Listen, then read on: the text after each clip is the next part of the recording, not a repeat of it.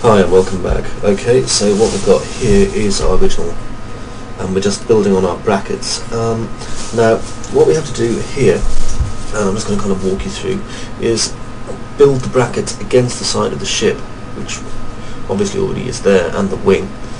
I'm going to edit it up against the side.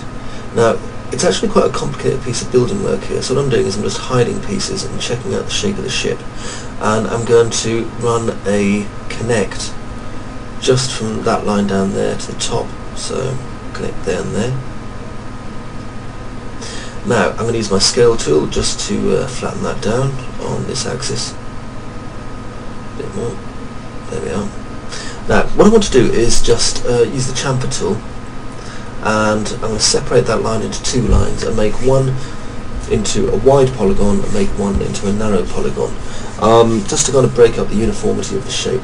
So just follow along if you don't know what I'm doing, and it will just come to you, okay? Move my microphone a bit. So there we go, make that one nice and wide, and that one a little bit less wide. Okay, now I'm just going to clone this, so I'm going to detach it as a clone. Click OK.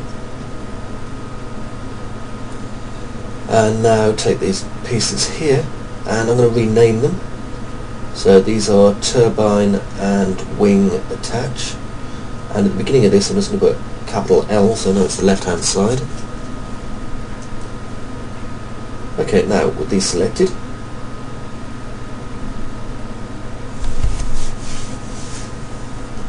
and I'm just thinking about the shape and checking my notes here. Now with these selected, what I'm going to do is start off, and I want to hide some bits that I'm not really using.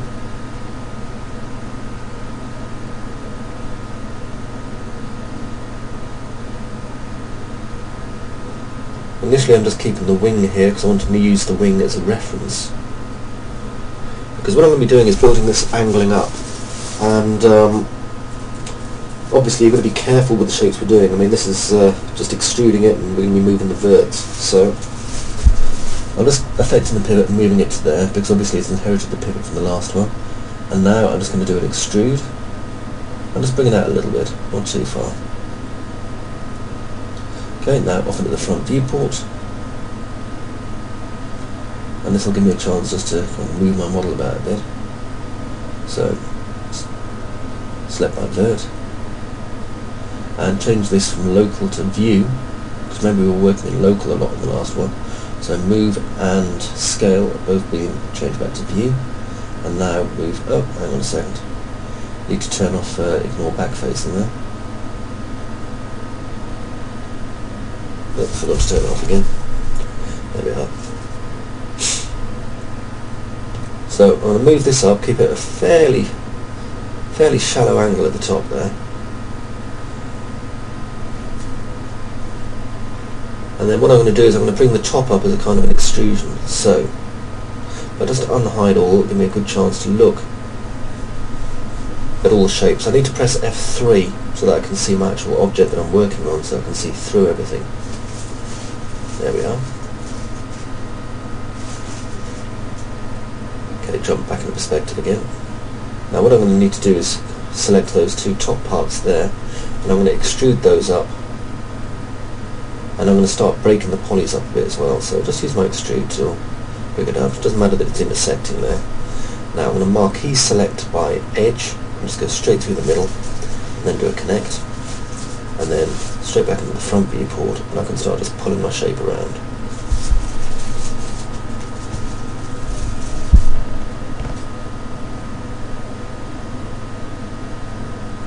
Okay, so just up to there.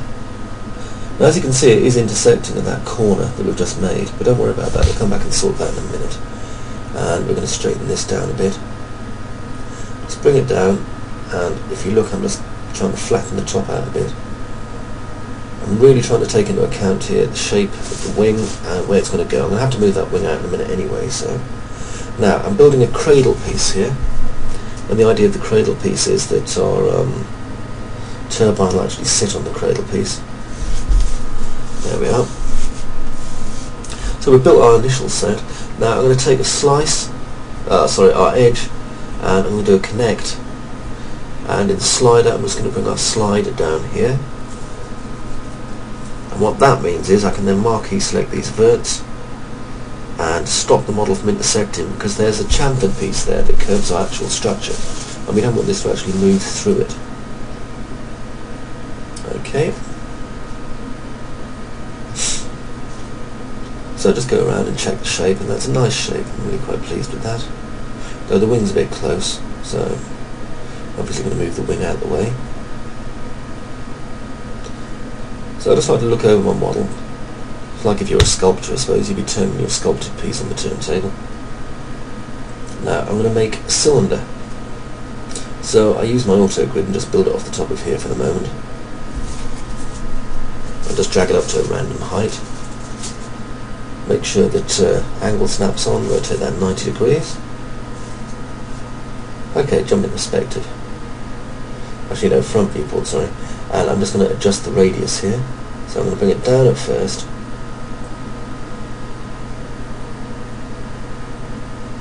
And now I'm just going to move this up. Now what I need to do is have the cradle. I'm going to take the entire piece there, so I need to increase the radius until the cylinder is kind of dipping through there. I think you know what I'm talking about. It's much more of a visual medium and much easier to explain in the visual medium. Okay, now move the wing out of the way. I'm going to be doing some booleans. So I'm just looking at the length here of our cylinder and where it's positioned. I'm going to move it back a little bit and reduce the size of it. So do our booleans in there. So you bring it back a little bit.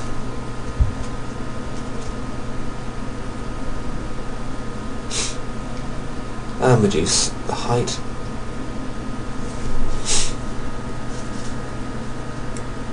Now I'm going to make a clone of this, which I Control V, and I'm going to call it cutter. And then select just these pieces here, hide everything else, and select this bottom bit. Then we do a compound boolean and click H and select our cutter.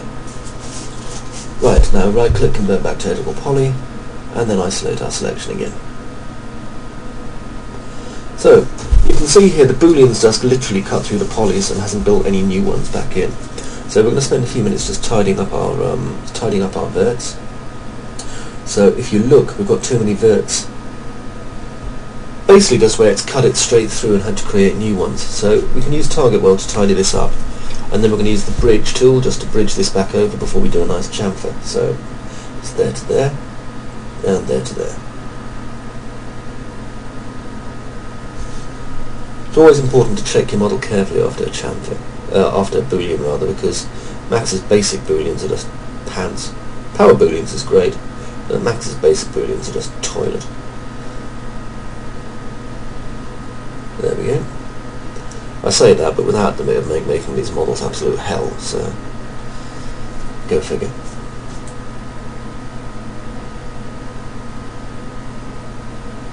Okay, just checking my model again, just visually checking it over, making sure there's nothing that shouldn't be there. And now I'm going to select these edges. You'll know if you've made a mistake or if there's too many verts, because your edge won't select properly, or you'll get a half selected edge. Okay, just bridge that, that looks fine. Do it again on this side.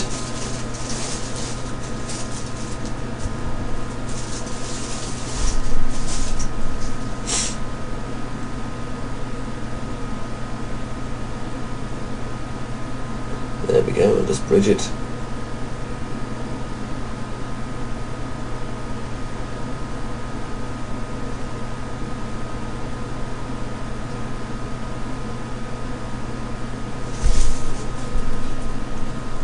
Okay, now we can do some chamfering. And what I'm going to do, just to make things a bit easier, is just select by edge and do a Control A, just to select them all. I'll just go around the back first though, because I was thinking I might delete the polygons off the back. Just there, where they can actually rest against the thing. Just deselect that one. Though actually I think I'll probably just leave them because it'll look nice when it chamfers, having them resting against it at the top. Okay, so if I select by edge and just Control A, and now I'm just going to go around and deselect the ones that I don't want to chamfer.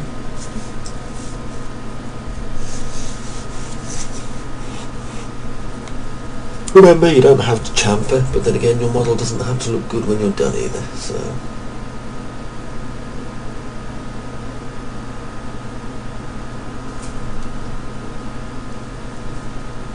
Just going around and finding all the places where the chamfers should be not applied. Obviously on the inside of here you really don't want them. You want that to conform really nicely to our turbine. And we're going to build some kind of attachments and things for that later on.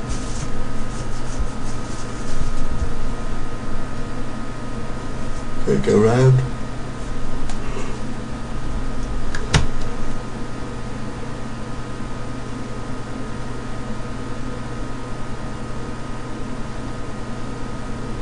Okay. And remembering I've got to remove the chamfering at the back for that big empty area there, because it's not going to chamfer properly anyway. Let's just remove those.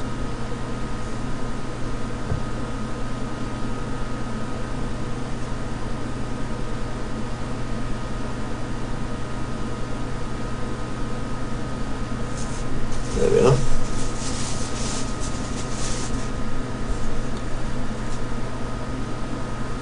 Okay, and just click the chamfer. Obviously bring that down quite a bit. Now when you chamfer something like this, you'll notice there's some problems in there. So we'll just fix those. I'll just go around there and just eyeball my model, make sure it's okay. And click OK.